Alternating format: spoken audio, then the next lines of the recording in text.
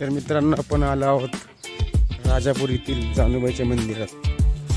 हे ऐतिहासिक मंदिर आहे आपले कुलस्वामी.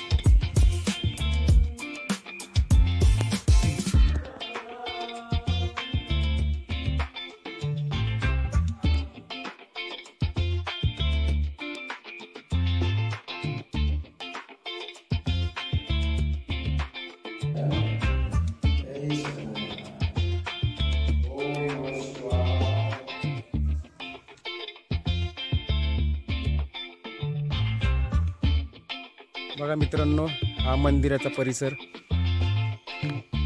जानुबाई देवीचं मंदिरात आपण आलेलो आहोत. बघू शकता हे दीपमाळ आहे. हे शंकराचं मंदिर आहे महादेवाचं. त्यानंतर आपल्या आईचं मंदिर आहे जानुबाईचं. हा बघा वटवृक्ष गेली बरेच वर्ष दिमागात उभा आहे, भरपूर मोठा आहे.